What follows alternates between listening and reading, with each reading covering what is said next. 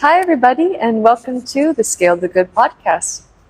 Today, we have a very exciting and very timely topic with two fantastic experts in this area of circular fashion. So today, we have founder of House of Lonali, Lonali, and we have Nikolaj, who is a Danish streetwear designer.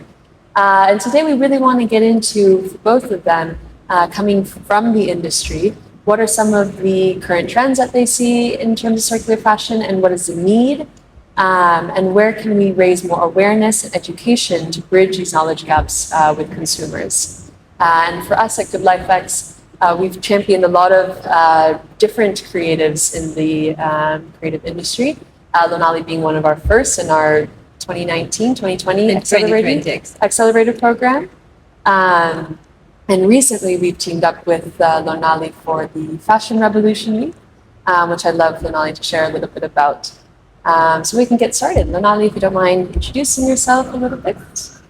So I'll introduce myself as Lonali Rodrigo, a fashion designer who's really interested in sustainability and circularity. You might have heard about House of Lonali, a brand that upcycles textile waste that's coming from the industry. Based in Sri Lanka. Most important part is being based in Sri Lanka. And yeah, it's been about 12 years since we've been doing what we do, upcycling more than 8,000 kilograms of waste. Shall I go ahead with the Fashion Revolution Week? Also give a little bit of introduction, Please. So Fashion Revolution started off in 2014 to memorize the incident happened in Bangladesh. Rana Plaza building collapsed and about 1,132 people died and many more people got injured. It was the incident actually was the most important part to voice up about fashion industry. It's the most important time, I think. Where people didn't really think about fashion and the impact or what it is connects to, what a complicated supply chain it is. So in 2014, after this incident, the global movement was initiated to memorize the incident, plus bring more awareness about fashion, bring more transparency and act together all parties, not just brands, but brands, manufacturers, to consumers, to merchants, all retailers or whatever, all these people that are in the supply chain to actually make an action towards a better supply chain. So that's what Fashion Revolution Week is, where we had different campaigns such as asking about who made your clothes, then after that, what's in your clothes, and I think very interestingly this year it was about think global, act local. So I think we partnered up with GLX to actually bring this campaign to life. Oh, definitely. And that was a fantastic exercise that we did with the quiz. Again, bridging the knowledge gap with consumers on what do they know about what's happened with many of the incidents across the fashion sector, and what can we do as consumers, and pushing businesses to act as well. Nikolaj, it's wonderful to have you in the country for the second time, I hear. Yes. And also your first podcast, which we are so grateful to have that platform for you. Me too, and I'm thankful for being here. Nikolaj, could you tell us a little bit about yourself and also what brings you to Sri Lanka? Talk about that collaboration as well. Yeah, if I should give like a quick sum up, I am educated in classic fashion from the Royal Danish Academy of Fine Arts. I have a master's degree in fashion, and right after that I started my own label called Nikolaj Storm. And I've also worked for other labels in Denmark, where I've actually always pushed sustainability into them. And I've had various roles as designer, logistics, production, and all of them I've tried to like, how can we do this better? Yeah. And then I started my own brand. It was like, I want to do this at the very best. So how do I do it? Yeah. And I keep on experimenting. I participated in Zalando Sustainability Award, Zalando being a big EU web shop for all brands, which you can talk about is another story about sustainability in Zalando, but they do great stuff and they have this award, which I won in 2021 and was supposed to do a collection with them. So we ended up doing their first circular collection. I really dived into circularity in terms of fashion and how to use it in a design aspect. And the more I dived into it, I was like, okay, this system is broken. We need to do something completely different. So after some time, I also stopped working with Zalando. It was like, I have to do something completely new. I have to do it with upcycling. I have to save the waste. I have to figure out to save dead stock rolls. I have to figure out how to work with new innovative materials and just keep motivating and inspiring others to do the same. And that's also why last year I actually started as a teacher in circular design in Copenhagen to really push the new generation as well and figure out or like really motivate them to see circularity as, I see it as a port of possibilities. Yeah. Like there's so many ways that we can go into design now and design new solutions that could be helpful for the fashion industry. And I feel like it's a very exciting time to be in actually. Yes. That's how I see it. And now I have my own brand for a long time. Not sure I've saved as much waste as you have, but I'm trying. Yes. And I'm still building up. So maybe in some years' time we'll be at the same level. I hope so. That's why we're here. We're all here to do that. Yes. And I think that passion for figuring what we can do better, and also I'm a very curious person. So when I see new materials or can dive into new cultures and figure out how can we work together and what are your challenges and what is my challenges, I'm always up for it. So that's why I'm here. Oh, wonderful. And that's why I'm thankful to be here to really see how other cultures are diving into it and see like similarities, challenges, and how we approach it from different angles. And I can say already by now, there's so much I'm going to take with me home and pass on to the students and take into my own studio. So already now, I'm really thankful for being here. Yeah. I'd actually love to ask for both of you who are able to kind of share. I know it's just been, 3-4 days? Yeah. But in the time that you spent in the exchanges, conversations that you've had, have there been any kind of aha moments or anything very interesting that you found? Again, Nikolaj, you coming here and seeing the ecosystem there, and then Lonali, what you're hearing from Nikolaj and his experiences. Yeah, I think it was very interesting for me to, when we were discussing few things, the challenges, what I face and how I see things.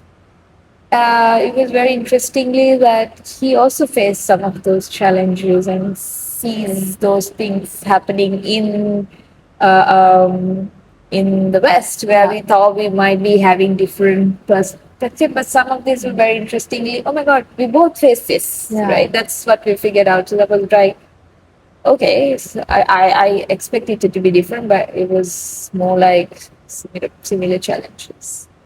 I think I was the same. I was really expecting it, I don't know why, to be different. And the first time we sat down, I was like, wait, we're completely the same. We're in the same situation.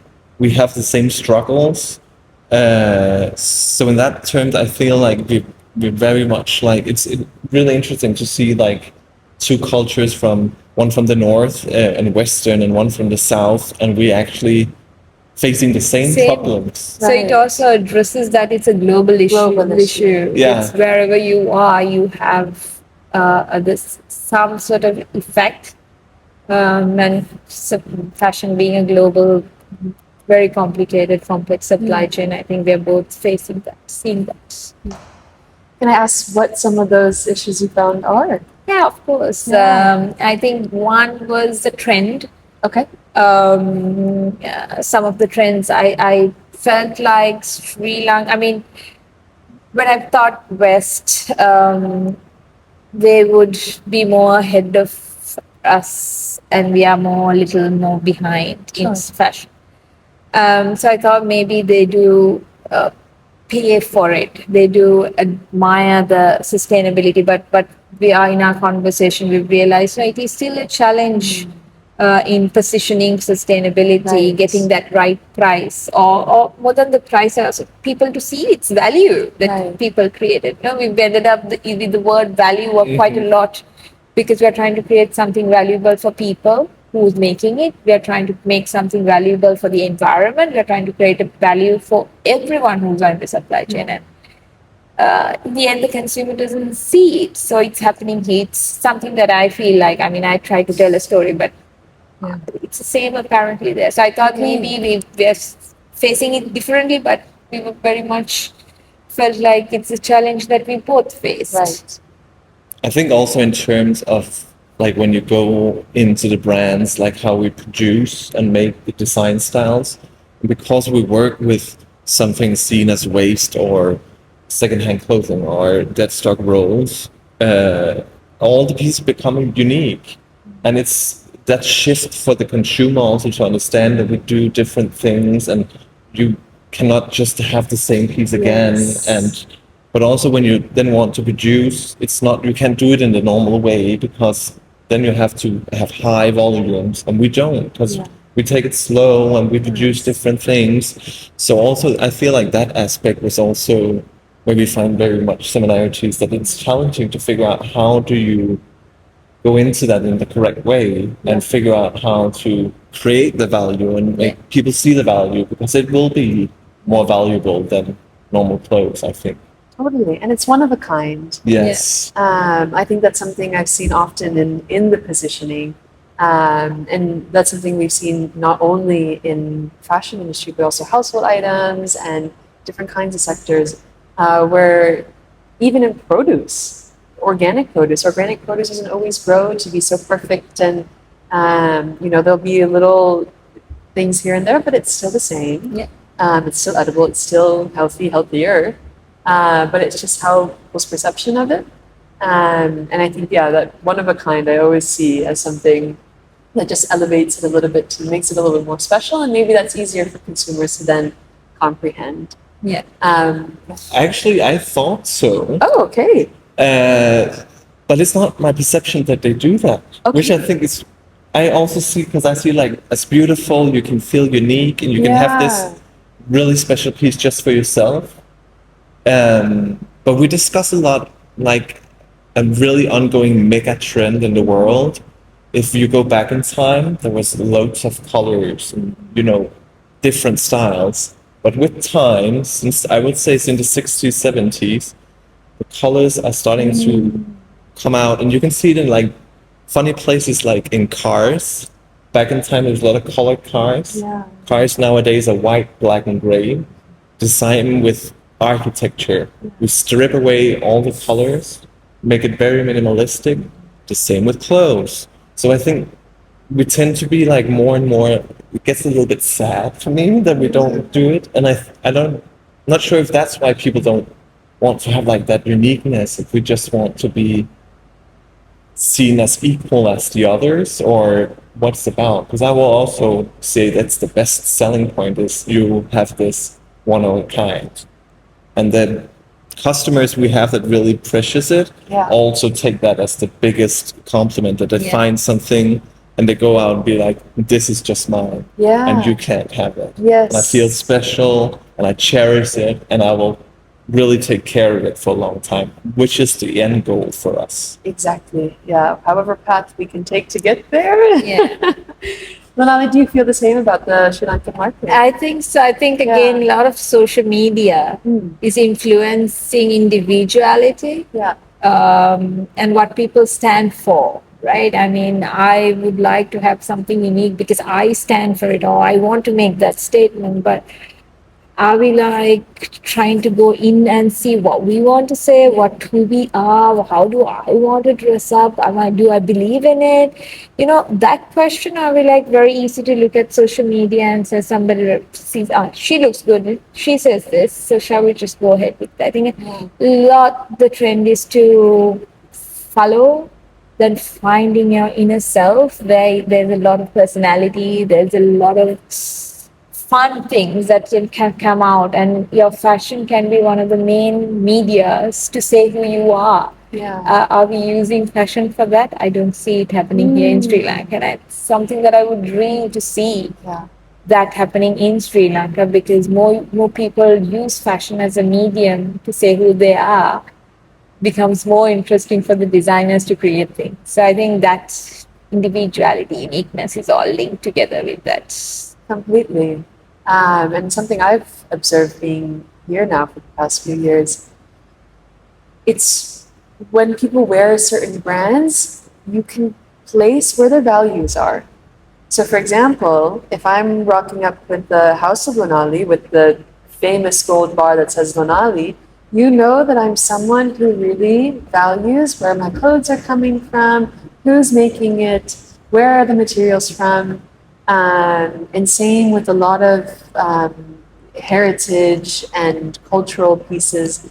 There is that connection association, which I think is fantastic, and it lends to what you're saying, that individuality. You can stay true to you. I can still have my style, but I also kind of carry that, I don't know, weight or message as well, which I feel like is I mean, really that's nice. happening with food or Yeah. different lifestyles, like not Yeah. just, I think, fashion. I think some of the things are ahead. Food is definitely ahead, and architecture is a bit ahead. I think fashion is slightly having many options, slightly need to take few more steps. Yeah. But I actually also feel like if we reach a point where we dress for our own personality, I actually think it would also be more sustainable, because I think you would buy less, because you would look for those unique pieces that really tells the story about you and what Yeah. you stand for. Where I think some of the overconsumption also comes from Yeah. insecurity and being like, I don't know who I am, so I go a little in this direction, and oh, now I see something on Instagram, so now I go over here and I need to change it all up. And I feel like if you just took a step back and be like, what do I actually like? Yeah. And you will spend time of it, and you will really enjoy finding those unique pieces. You would buy on this, and that's real fashion for me. It's when it's fun, it's individual, it's slow, and it's really showcasing who you are through your clothes as well. Yeah, that's so beautifully well said. Yeah, completely agree. And I think it's important sometimes, especially in the ecosystem we're operating in here, we can sometimes get a bit technical to think, okay, we've got things that have to look in the process and see, but often we have to look at the trends. How are people actually consuming, and what's motivating them to consume? And these are key indicators for that. Really, if we don't actually grasp that part, we're missing a huge part of the story. Exactly. Yeah. I want to ask, because both of you have your own fashion labels, you're both educated in fashion design to the highest of levels. For both of you, what was the turning point? And did you enter your studies thinking, okay, I want to be a conscious, sustainable designer, or did you enter, I just want to design, it's my passion, it's my interest? What changed you to really dive into circular design? I don't necessarily would say I changed, or maybe I did. I knew I always wanted to be a designer. Actually, when I was like 8 or 10, I would take my mom's clothes, and at that point I didn't know I was upcycling, but I was actually upcycling it and turn it into something different, and I will give it to my sister and she could play in it, and I really enjoyed it, and I always enjoyed fashion. And I think when I went into school, we were taught about sustainability, not circularity, just sustainable. But I feel me as a person, I have always been very, what's it called? I'm very a warm person, very heartfelt. So I think when I started my brand, I knew if I want to do this, I have seen the cruelty of fashion, and that's not what I want to do. So how can I do it in the best way possible? So also when I started, I didn't start right away after school. I spent some time figuring out, should I start is there a place for me in the market? Is it necessary for another brand? And I had like I had an aha moment there when I walked into a store. They had both women's wear and menswear, and the women's wear was like filled with colors and prints and different shapes, and it was like so inspiring. And I went to the menswear section, and I was like, oh, I can get black and navy blue and gray, and it was just like the same style. So I was like, okay, there is a spot for me here because I want to do colors and prints. So there's a spot for me to start. I'll do that, but I'll do it in the best way possible I can. And the more I learned about it, the more I feel like I evolved. Like with the sustainability award, I was like, okay, you can do even better. Yeah. And now being here, I'm also some of the points I'm like, okay, I can do even better. Yeah. I feel like what I've also discovered Lonali doing is like diving into every little detail, which sometimes I maybe not have thought of. And that really inspired me to be like, okay, I need to go through everything and be like, how can I do this even better? And how can I find the right buttons, but they need to be something that was already there? Or can I use a zipper for something that I take apart? Like really diving into how can I do this without buying anything new? Because of course we still sometimes have to find small trims that we need. But I feel like she inspired me to really like dive into it and try to do and really do better. Nice. I feel like that was really also here I had an aha moment, and that's the beauty of it. Fantastic. Yeah. That's great. So thank you. Welcome. It was nice to actually, when we were talking, it was like we had the same exact thinking pattern. Wow. So it was so much like, oh my God, I do this thing. I think like this. So it was very easy that we kind of connected so well, so fast. Yeah. But I'm coming from a little bit of like an older generation, I would say, where neither design or sustainability was not in our education system. And to become a designer, of course, you had to kind of, luckily I had cool parents who said do whatever you want, but it was very much down being a doctor, be an engineer, or if not an accountant. So I did the same thing. This is what is interesting. I did the same thing when I was a child without not knowing any of it. Using my mom's skirts to make tops to, again making it another top to then another top and another, which changed 100 times. But I knew I liked something in the creative sector. So I explored a little bit.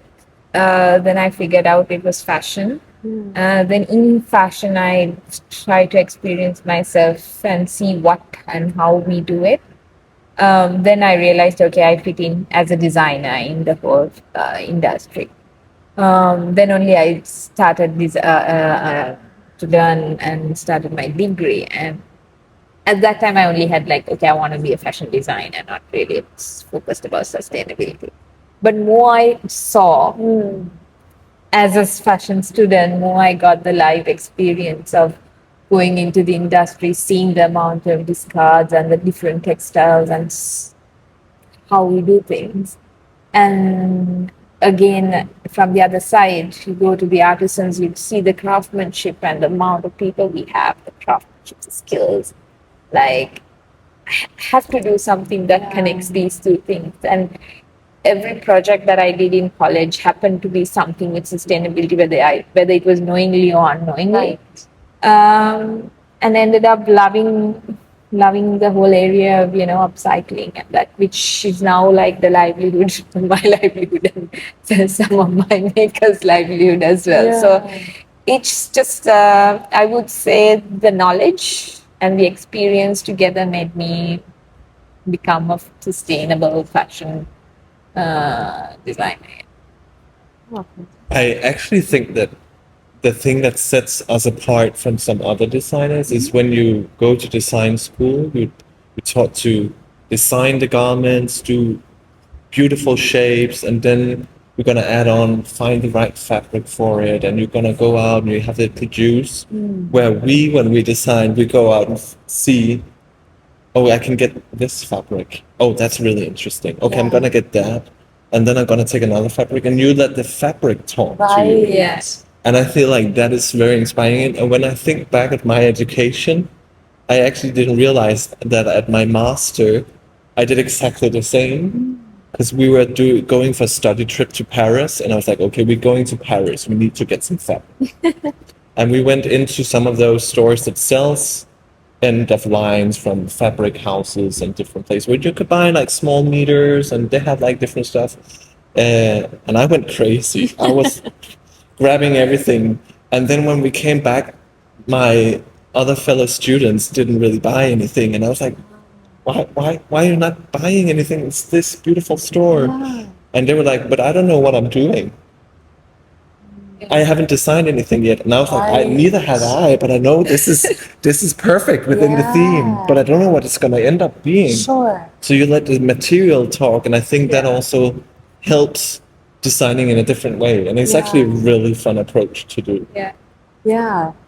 And sorry. Completely from different to what we've learned in Yes. college of Yeah. design. Yes.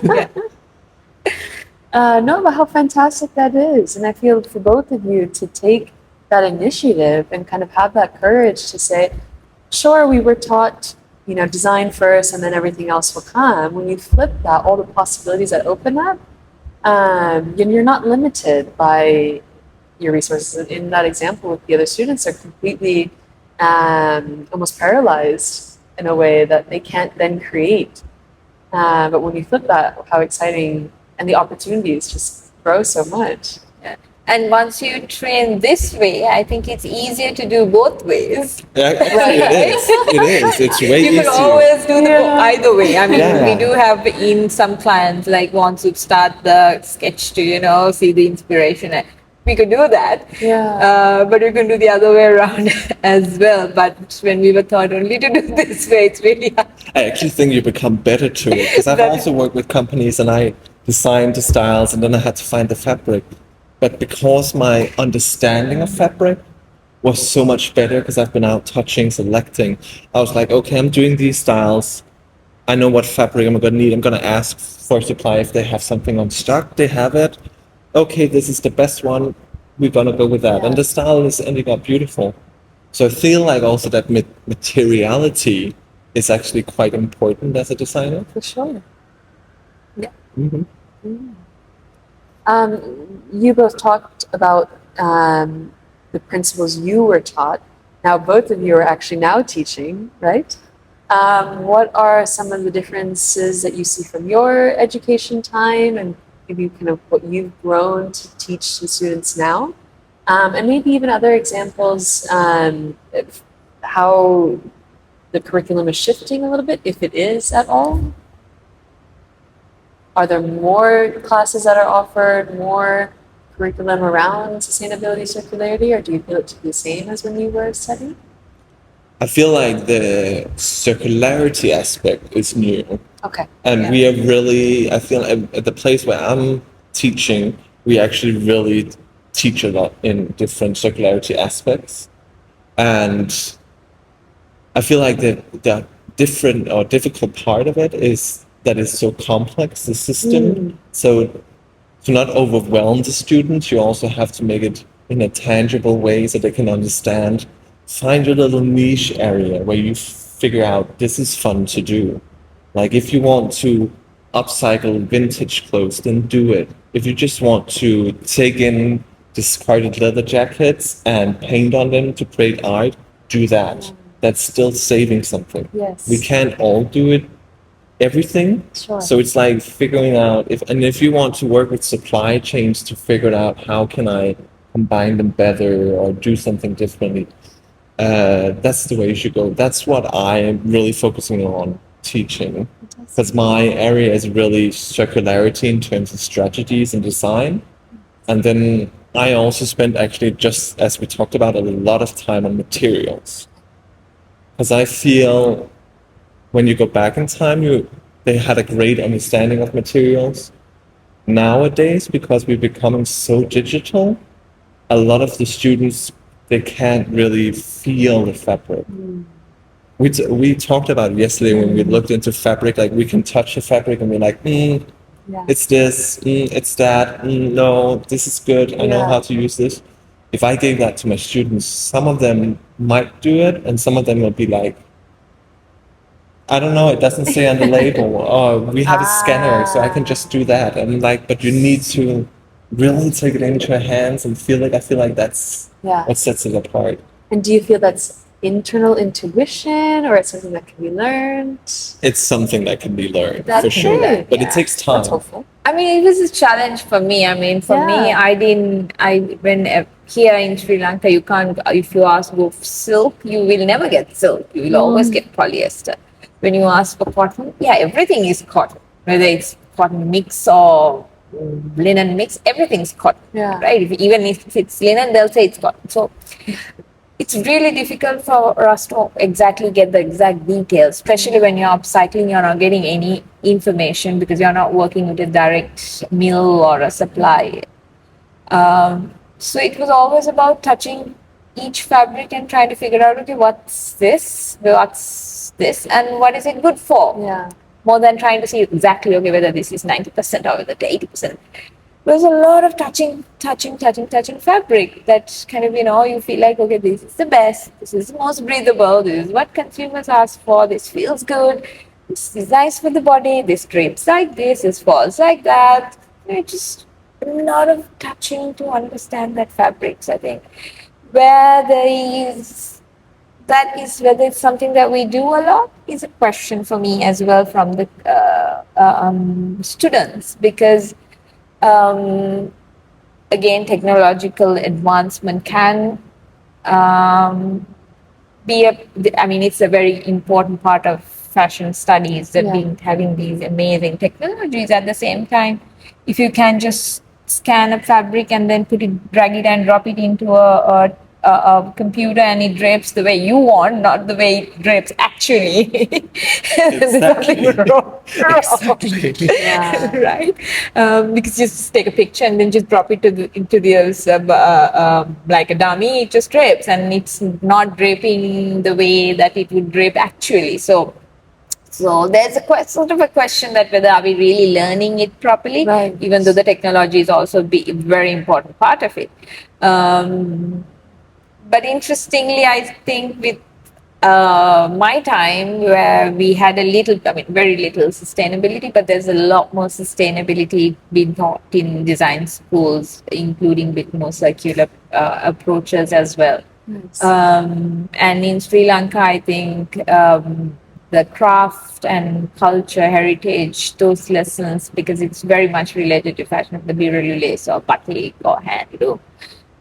It's something that we've had to learn, and then all the students in fashion learn here. So that's, I think, a very important part when it comes to social responsibility as well as the craft industry. So those are things I think is very important that we teach and our curriculums include in Sri Lanka.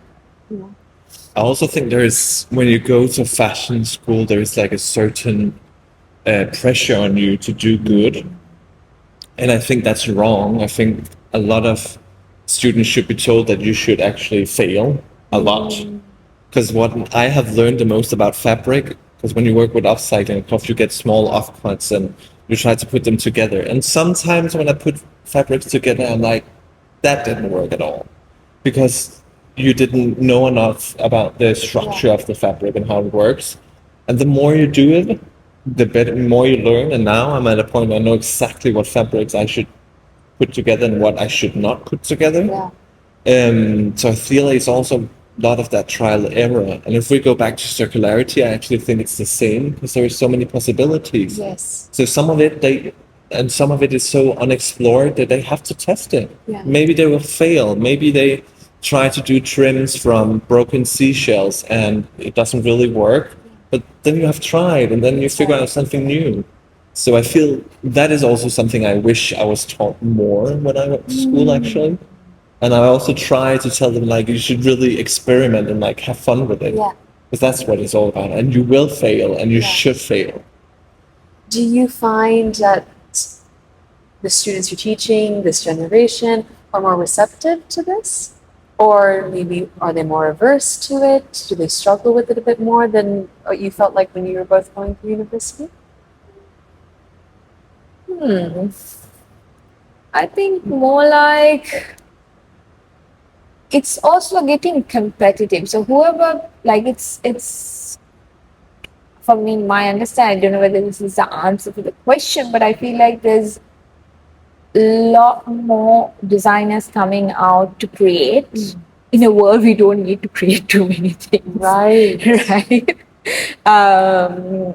So it's a question, I feel like, again, what do you want to do as a designer? Do you want to create another piece of clothing, another t-shirt, where there's like million brands selling another t-shirt, or do you want to do that? Or what do you want to do as a designer? I think that's where I feel like, again, there's so many design schools, there's so many very interesting curriculums, very interesting perspective. I mean, Sri Lanka has the fashion merchandising, design separately, fashion business. So all these, like, again, degrees to masters, or all these different things. But after all, as a designer, are you trying to create another thing out there? What are you going to create actually? Do we need this much of designers? What are we I know that we need designers, but what is your job? It's a question that I don't see that much. Because everybody's trying to do the same thing in the end, and then they will not have jobs. They'll struggle, everybody starts a brand. If I was given a chance, now I won't start a brand. Same. I won't start a It's a brand. struggle. Wow. I would rather collaborate. Right. Yes, exactly. Right. That's why I think it's this. I think in that way they have more access to more opportunities, like collaboration, more diversity in design. Like, you have different other things that you can design rather than doing the same t-shirt, same brand. So I think there's so much opportunity out there, but we're just feeling like we're just creating one particular type of a design, and just that is something that I might not be the answer to your question. But much better. Yeah. It's a very important question that I don't think we're actually asking in the grand scheme of things. Maybe we'll ask, okay, how many fashion brands do we really need? And even further, how many, especially when it comes to the Zara's, H&M, how many not seasons, collections do we need? How many need to come out? That number of how much is enough is essentially what we're getting at. Yeah. I mean, Shein is putting out 6,000 styles a day, which is about more than 100,000 a month. Why do we need more designers? And then we could circle back to the conversation we have about individuality. Because when you produce that much, it's not unique, and you don't show your personality. Wow. So why do we need it? And I think that is sometimes what people should realize is, like, if you go into those, you're not unique, you don't show your personality, you just copy paste what somebody else is doing. Yeah. And is that really what you want? Or do you rather would buy less but buy unique pieces, and then really just be like, yes, it's something I can get on my own, and you can never get it because it's only me. That's right. Yeah. Yeah. Oh, beautifully said. For both of you, having, your own labels, your own brand, your own ethos, what is your sentiment when it comes to these bigger brands? So much of the damage that we're seeing is really caused by this, and it's often said, smaller brands can only do so much, and obviously we don't believe that. The smaller brands are really leading the way, and the bigger brands just need to catch on to say, this is how we have to do things. How are your sentiments towards where the bigger brands are positioning themselves? We see a lot of, they have a conscious collection, or they're starting recycling programs or whatever. How do you feel about these initiatives that are coming out? We also discussed something at some point where I said, I feel like I heard a line somewhere that somebody told me, you can do two things in fashion or design in general. You can design products for profit, or you can design products for value. If you design products for profit, I don't know why you're here. Like, why do you want to, buy? If you design for value, you're so welcome. Yeah. I feel like still a lot of brands is actually trying to push the agenda, and I feel like they have a lot of great initiatives. Sometimes they maybe don't correlate with how much they produce. But again, like this whole situation is so complex, so we can't just close everything down, because what about all the workers then that's actually depending on this work? So we have to figure out how to do a smooth transitioning. Hopefully, in my opinion, it will be that everything should be more valuable. Yeah. So everybody can get the same amount of money for producing way less. But that's also difficult because most of the design brands are like trying to make it as cheap as possible to make us maximize the profit. And I think that is like the real issue.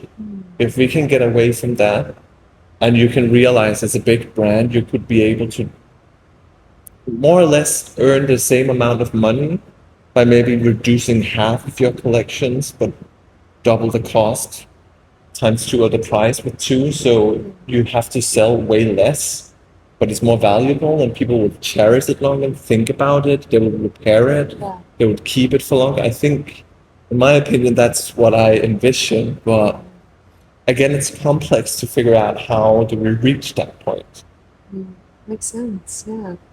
I always say, being my own boss in a small brand, it's very much easy for me to make quick decisions and say, okay, I am going to stop this. This is a bad product. I'm not even going to touch it. This doesn't make sense for me to produce to this world. I am going to pay this amount, whether what takes this, I'm going to pay this amount for my makers. So it's easy that I make decisions. It's very short, transparent supply chain. But fashion industry is not that, unfortunately. It's very complex. So I wouldn't expect them to change in a day. Of course.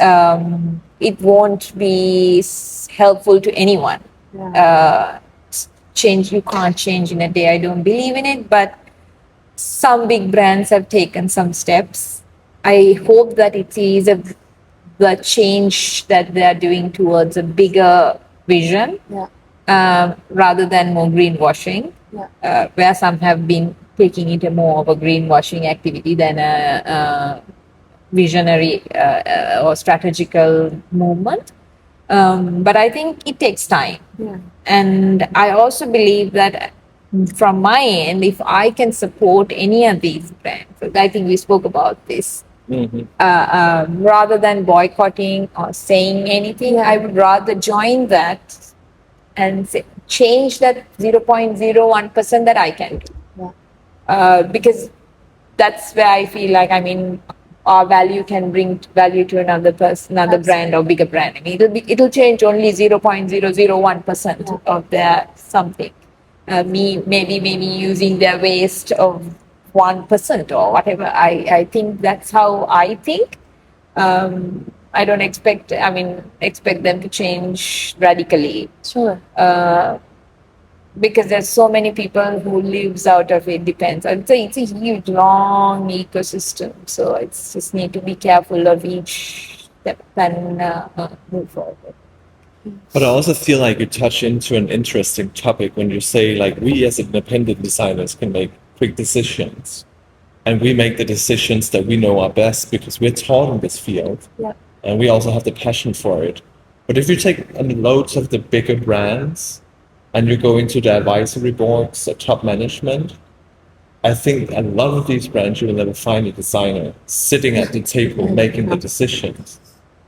And I feel actually that's also a place where we can look into. Maybe that could do better, because the designers know the issues. They know how to maybe tackle it. They know how we could provide some solutions that all the brands could easily tap into.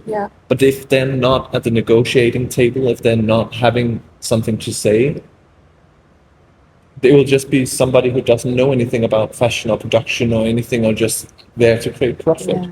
So I feel like it's also important that we actually see designers as someone who's not just creating, but we actually know we have a bigger role, and we should take that responsibility as well. So we should also go in and sit with the table, say, this is my product. We should do it as best we can. So if you want the profit, I want this, or like starting to have that, or saying, yes, we can tackle circularity this way. We can change this little thing. It may be an investment now, Right. but in a few years' time, you'll see start harvest the fruits of it because it will actually benefit us in the end. And I think that could be very important and a change I would like to see to give the designers a bigger role in those brands. It's a fantastic solution. Yeah, I think it bridges the whole myth, maybe myth or the truth. I don't know. Maybe the getting a creative designer into a board. It's very this thing where we think like designers are for something else, not for really for strategy, right? But I think it's really breaks that, and that allows us to be a part of a process of making profit if they really, because we think that we are not good with our numbers. Yeah. So this gives sometimes us for us to kind of understand, okay, there need to be a value proposition that we create. Because we are not just creating and waiting because everyone else is going to bring in, okay, how do we sell it? How do we find the market? So this allows, like being a creative person on board with everyone else will allow to bridge that whole gap of, creating the wrong product and trying to sell it or have a product without concept. Yeah. So that allows, I think that's a very good idea of having that creative person in a strategic level. I also feel like we always talk about who has the responsibility for all of this. Should it be the government? Should it be the brand? Should it be suppliers? Should it be the customers? And most of the time I'm like, listen, guys, take a step back. We are all human species. We as humans has ruined the world. We have killed other species. We have extinguished them. We're putting plastic all over the planet. It's not anyone to divide other than the species of human beings. And we should all try to look yourself in the mirror and figure out, are you actually happy with what you're doing to the world? The planet is our home. We should treat it as it is. If you go down, look at your own apartment house, how do you treat it? You don't throw garbage all over. You don't just throw things and fire it up or whatever it is. So be a human. Think about your home, the planet, and act accordingly. That's what we need to do. Yeah. You're just passing the ball to everyone and trying to say you're responsible of this work. And that's where a concept where we talk about often at Good Life X is regeneration. Are we giving back more than we're taking? And fashion is a prime industry where it hasn't been the case. It's been a lot of take and a lot of output that's just accumulating in these massive trash islands and shipped off to different countries, this country. And it's just, that's not giving back more than you're taking, you're just taking. A different way of giving back. It's the right way of giving back, at least. No. Very backwards approach. But if we think about it in that more regenerative mindset, in that approach, we can really shift things like both of you shared so well.